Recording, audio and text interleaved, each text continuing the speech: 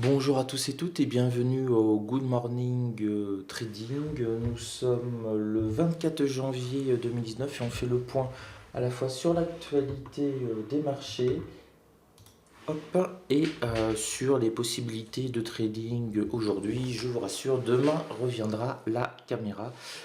Je suis rentré chez moi malgré la neige, plus de 1 mètre de neige, et je n'ai pas encore eu le temps de réinstaller tout le système de caméra. Alors, rapidement, calendrier boursier. Aujourd'hui, c'est jour de BCE, donc on va avoir la décision sur les taux à 13h45 pour la BCE et la conférence de presse de Mario Draghi à 14h30. Donc, généralement, c'est des matinées qui sont compliquées à trader. Jusqu'à 13h45, on peut avoir des bougies un peu bizarres, les carnets d'ordre vont s'assécher de plus en plus sur futurs et actions, et donc il suffit qu'il y ait un gros qui appuie un tout petit peu dans un sens, on se retrouve avec une mèche un petit peu bizarre, donc matinée dangereuse. Et puis lors de la conférence de Mario Draghi à 14h30, normalement volatilité, même s'il n'a strictement rien à dire. Et retour en fait à la normalité vers 15h30 avec l'ouverture des marchés américains. Donc ça, c'est le type de journée que je n'aime pas trader. Et si je suis très précisément mes commandements, mes règles, mais comme dirait l'autre, les règles sont aussi faites pour être enfreindre, je ne dois pas trader avant 15h30 aujourd'hui. J'évite toujours les jours de BCE et les jours de Fed, parce que sur des décisions sur les taux et les livres belges du FOMC, parce que c'est des journées où statistiquement j'ai réussi pas bien du tout.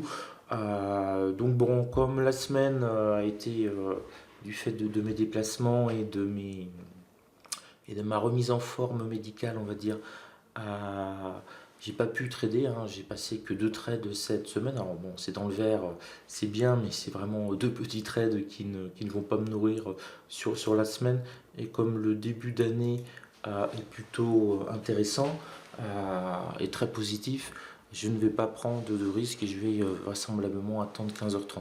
Important, on a un poids lourd qui donne ses résultats, notamment important pour le Nasdaq. Il y a eu un petit impact sur le Dow Jones et le S&P. Intel, donc, qui va donner ses résultats du quatrième trimestre, j'ai oublié de le marquer, 2018, en après-bourse, donc après la fermeture de Wall Street.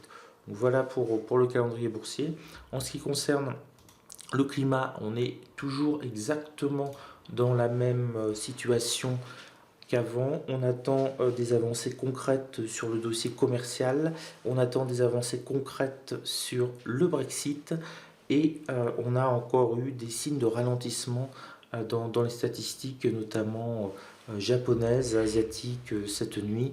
Le plus mauvais, une statistique au plus bas depuis 2 ans et demi, pardon.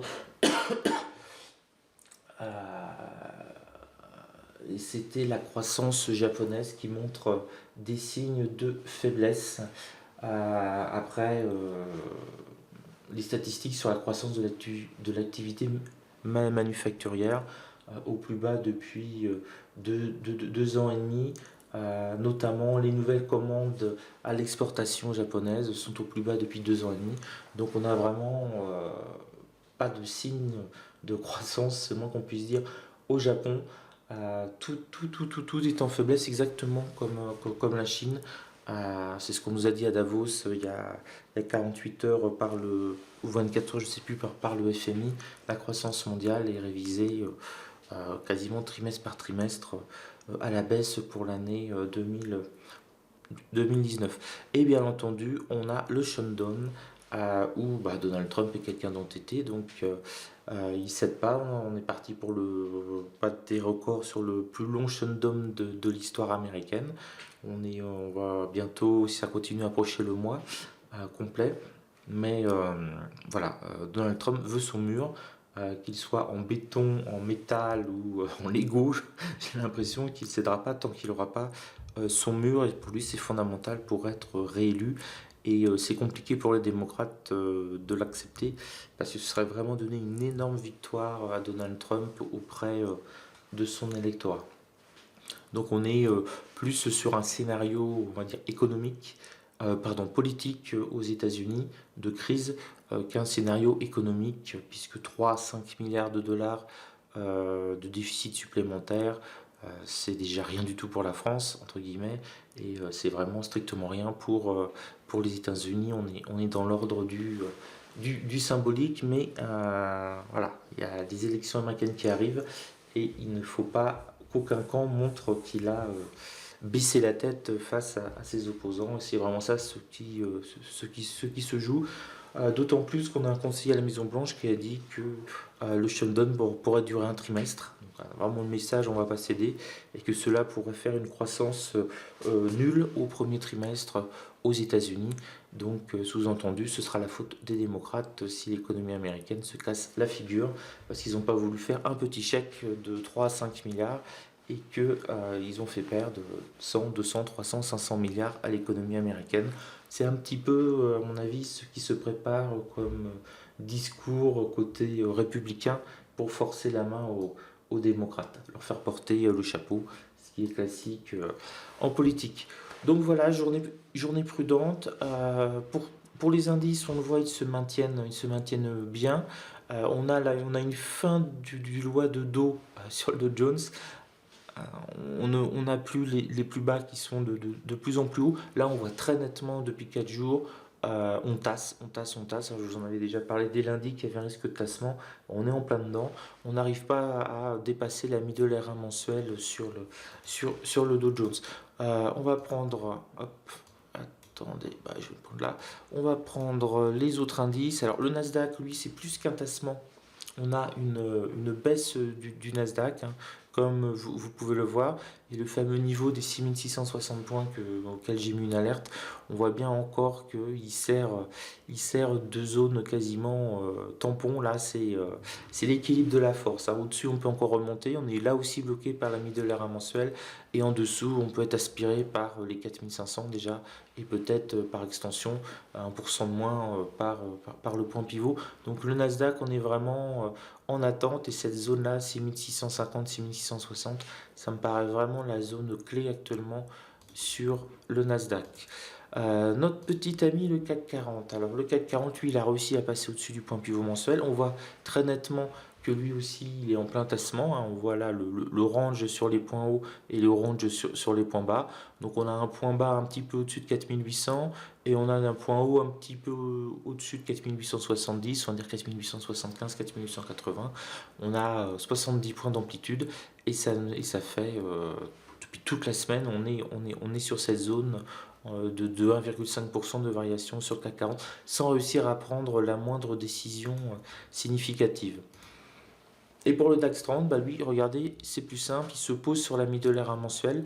Il a tenté de baisser légèrement sous les 11 000 et tout de suite, boum, boum, boum, on a eu une réaction les trois derniers jours au contact des 11 000. Hier, on a même fait 11 003 et on est tout de suite remonté. Alors, ce sont les cours sur futur, hein. On est tout de suite remonté. Donc, lui, il est vraiment, on voit, dans un tassement alors encore plus fort. La loi de dos est totalement perdu. On a même des plus hauts qui sont légèrement de plus en plus bas. Et là, on a vraiment sur ces trois bougies rouges le tassement. Et le fait que la middle R1 mensuelle sert à la fois de support et de résistance. En tout cas, on se pose dessus. Et pour le moment, les 11 000 résistent. On a quand même été tapé trois fois dessus. Donc, c'est plus vraiment un support comme au premier passage extrêmement fort. D'ailleurs, on le voit, les réactions sur le premier passage des 11 000 a été très fort en termes d'amplitude, alors qu'après ça s'est calmé et on réduit. Là on commence à avoir un triangle, on peut dire, et on voit le cassé nord et largement passer au-dessus de la middle R1 mensuel, où on peut être à nouveau attiré vers le point pivot mensuel et bon, à mon avis plutôt les plus hauts de ces bougies là. Donc si on casse, on peut aller voir 10 950, 10 970. Ce sera déjà une première zone légère de résistance pour les acheteurs. Ça correspond en plus à cette bougie-là. Donc ça peut être intéressant pour du scalping rapide de travailler cette zone-là si jamais 50-70, si jamais on se met à baisser. Mais en tout cas, c'est jour de BCE, donc on attend les décisions de la BCE. Il doit absolument avoir aucun effet de surprise. Ce sera surtout le discours et peut-être quelques questions lors de la conférence de presse de Mario Draghi qui pourrait secouer un petit peu ce marché, on ne peut pas dire morose, mais ce marché en attente vraiment de sens. Voilà, sur ce, je vous souhaite une belle journée de trading. Demain matin, retour au Good Morning Trading. Ce soir, si j'ai tradé, c'est pas la peine que je vous fasse une vidéo pour vous dire que je n'ai pas tradé.